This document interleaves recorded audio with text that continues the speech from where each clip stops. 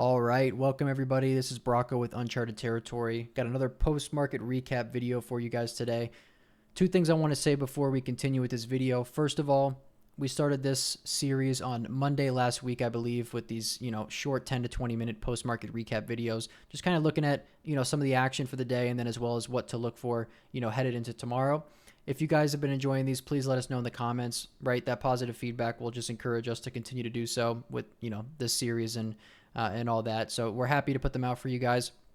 If you find them helpful, please let us know. Second thing I wanted to mention is that I did hit 100,000 followers on X, and I am doing this giveaway. For anyone who might miss it, I want everybody to have a chance to participate in this. But all you have to do is head to this post, give it a like, repost it, and then comment your mission statement as a trader, right? What you want to accomplish, your purpose, your principles, and this won't be a random choosing for the two winners, but the two winners will get free lifetime memberships to our Uncharted Territory community, and I will be picking the winners on Friday at market close. So I'll be reading through all the comments and picking the two that are my favorite that I think will benefit our community and who I think can benefit greatly from being in our community. So that's the two things for today. Without further ado, let's get into it. Probably going to be a pretty short video today because I don't have much to talk about. Ideally, in the future, if we get a hotter market, coming out of a correction, maybe these can be 30 minutes or more when there's tons of setups to talk about and dive into. But I don't have many individual stocks to talk about. It's more just kind of a broad market analysis right now as, we are in the middle of a correction right now. So taking a look at the action today. We saw the Nasdaq down about 0.85%, was a little uglier at one point. I think we wore down a little bit over 1% at the lows today. I think 1.3%. SPY, pretty much same thing, down 0.93%, a little weaker than the Qs today. One thing I talked about in my Sunday scans section on our newsletter. By the way, if you guys haven't checked it out, we do post a free newsletter every Sunday on our Substack, about hour or 2 hours before futures open usually. And, we cover everything we're looking at going into the week ahead. And, what I kind of talked about is how recently we've seen this, this correction be pretty concentrated in, a very small group of names. At least that's what it's felt like. A lot of those, that high beta, retail crowded basket of those momentum names that really went nuts in, August, September, October, and really peaked in middle of October. And the last few weeks, like the quantums or the nuclears or like your MBIS or your CoreWeave, your ALAB kind of stuff, right? These have been correcting for quite some time now, as the Qs have kind of been holding up near the highs. And just recently, the Qs have started to, feel it a little bit, mostly last week when we came down and, broke to new lows on Friday, but quickly reclaimed. The real question in my Sunday scans was, is this sell-off going to remain very concentrated in that group, or are we going to see this selling kind of, spread to other areas of the market? And we sort of got a little bit of a hint to that today. Actually, if you look to the left of my screen, this is my full ETF watch list that I like to scan. This is 54 ETFs that I look through, and today only 3 of them were green. One of them being WGMI, which is the Bitcoin miners kind of turned data centers ETF, XLU, which is utilities, and XBI, which is biotech, all up close to 1%, XBI at 0.7%, but all the other 51 ETFs were all red today, which was pretty notable, and you could definitely feel it in the tape today. We saw selling really start to spread out to all the other areas of the market. Even, some sectors that we've seen some rotation into recently, like energy got hit today down 2%, some volatility there as that comes back up into the highs. The real highlight today was financials. XLF was down almost 2% today into its 200-day moving average. Not nice to see financials moving like this. I do think for the short term, maybe the, bulk of this sell-off in these for now has already taken place. It is down more than 5% in just 3 days, which is a pretty significant move for XLF. We looked at the Dow last week. This broke to new all-time highs on Wednesday last week, and what felt like money just kind of rotating to maybe a safer area of the market, right? Some industrials, some staples, utilities, energy, stuff like that. As we've seen some pressure in tech and growth stocks, but even this got stuffed right at the highs, was down 1.6% on Thursday and followed through into Friday, and now today just briefly took out the 50-day moving average with a little bit of a stick save at the close, not much. but kind of felt like a nothing is safe kind of day, right? Even areas that maybe, people move money to kind of play it safe for now, ended up getting hit the last couple of days, most notably in financials. Also, take a look at KRE today, was down 3.7%, didn't even really get much of a bounce into the close, broke the 200-day pretty smoothly today, really didn't put up much of a fight there. So not great to see. But, as far as the short term goes, I do think that we are closer to a bounce, and I will get into why I believe that. It seemed like sentiment out there today was that, oh man, this is really the start of some more selling, and it's going to get more nasty than this. And some indicators I am looking at say otherwise, and we'll take a look at what those are in a minute. Obviously, if we head to the kind of crypto landscape here, Bitcoin, Ethereum, really two names in this crypto group that have just been leading the way down, really since early October, and coming into some really, really big pivots here. I mean, really big inflection points. Bitcoin's into this 92K area, which was like the bottom of this base at the end of 24 into early 25. Really big spot for this to hold it. A lot of talk on Bitcoin recently going negative on the year. Sentiment just feels really down in the gutter on this, which, I mean, is deserved because, this is living below the 200-day. It's in a downtrend for now, and it really hasn't been able to put in any sort of strong bounce over the last 2 weeks. So, can't blame them, but, usually when you start to see sentiment like that, you're close to a short-term bounce at least. Ethereum also into this $3,000 level, which is just going to be, a really big spot. Just briefly took out the November 4th low. So we'll see how it holds there, but two big spots on Ethereum and Bitcoin to watch in the coming days, especially into tomorrow. Now, one thing I did want to take a look at, a few indicators. So first one that we really talked about today near the end of the day that I actually didn't, I usually look at this advanced decline multiple times a day, and I actually didn't really look at it much until the end of the day, but this is just an NYSE advanced decline line. More so better of like an intraday indicator. But this actually got really oversold today. It actually hit negative 1,400 on the day, which is really the bottom of this range. You really rarely see this ever get below 1,400. In volatile markets like, a bear market or a crash or a really steep correction, you could see this get below 1,500 on multiple occasions. But, in an uptrend, especially above the 50-day on the indexes, it is really rare to see this get below 1,400.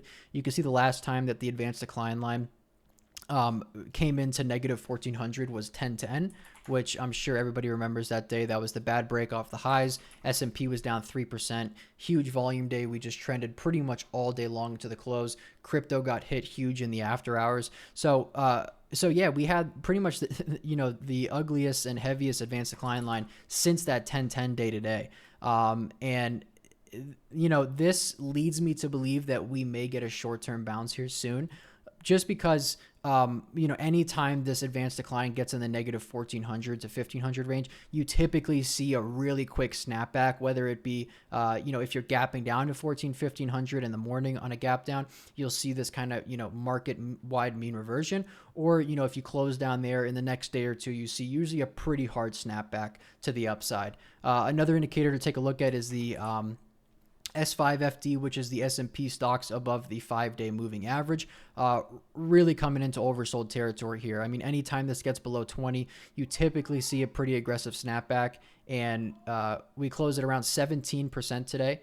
So you only have 17% of stocks above the 5-day moving average. And, keep in mind, this was just at 87, 4 days ago. So a really quick snap down at the bottom of the range. And, likely this is going to snap back up pretty soon. Right. I mean, that's just how these indicators work. One other interesting thing today that, was a really subtle little note that I took, on the Sunday Scans post. I did have a bullish bias coming into the week, specifically discussing tech and the growth stocks. I did think a lot of those growth names in that high beta momentum basket are close to capitulation. Either they, some of them have capitulated or are very close to it. And I did expect the QQQ to attempt to put in some sort of higher low early in the week and set up maybe a sort of a bear trap into NVIDIA's earnings. I did think that we were going to hold above Friday's low, which, wasn't looking so good today, but, a little bit of a stick save at the close. We rebounded a little bit. But one thing that was nice to see, and what is something that Jason Shapiro from Crowded Market Report talks about a lot, is it is always a good sign when you see the QQQ leading And it's always a bad sign when you see the QQQ lagging or leading the way down, right? And one thing I noticed today, just from an intraday perspective, is that the Qs, specifically, the Nasdaq held up much better than the S&P, much better than the IWM, which broke Friday's lows and closed below it, much better than the Dow, right? So while you did see some selling start to spread into some other areas of the market that may not have been hit so hard in the last week or two, the QQQ did show some relative strength today, only down 0.85% and put in a higher low at the furthest distance from its Friday low than any of the other indexes. And just intraday, the price action on the Nasdaq just felt stronger in general. So that's potentially a good short-term sign to keep an eye on. I do like that, right? If the Qs were leading the way down today and also you had everything else selling, my tone might be a little bit different today, but this is a very kind of micro signal, right? Just on an intraday time frame. So could mean nothing, but it is something I am paying attention to, as well as when you combine that with the advanced decline at a negative 1400 print today and the S5FD down all the way at 17%. Not to mention, you do have the VIX at $22, $23. While this has been building out higher lows and it's felt resilient, pretty much every correction this year since the April lows, besides that 10-10 bar, 22-23 VIX has marked the low of the correction. Granted, we haven't had any serious corrections or any damage under the hood, maybe like we've seen recently in some stocks versus some of these other periods. But, statistically, VIX doesn't like to stay above 20 often or for very long, right? So the longer it stays above 20, the closer we are at least to a bounce, right? Don't know when that will be. But VIX did close at 22 today, and we'll have to watch this pretty closely today. VIX, broke Friday's high, and the Nasdaq did not break the lows. So that's some Nasdaq relative strength right there, and something I'm going to be keeping an eye on. As far as trades go, this is still really tough. I'm not, unless we get a really clear, like parabolic long or obvious capitulation set up on the indexes, which really you only get in the deeper corrections, right? Like well below the 50-day, maybe below the 200-day. So these are really just oversold bounces, and oversold bounces can be very tough trades, right? We talked about Oliver Kell's cycle of price action today and how a lot of the favorite stocks that we traded earlier this year seem to be somewhere close to a potential reversal extension, right?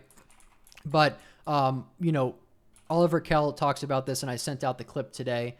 For anyone who is curious, this is what the cycle of price action looks like. This is a graphic from Trader Lion.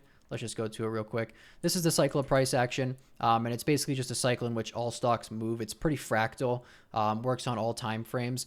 And, it seems like a lot of stocks, in the momentum, high beta basket, those growth names that blew off in October, all broke below the moving averages and, started this downtrend. And a lot of them got extended from the 9-day moving average. A lot of them saw some volume pick up recently and have had consecutive red days or red weeks and feel like they're close to this reversal extension stage.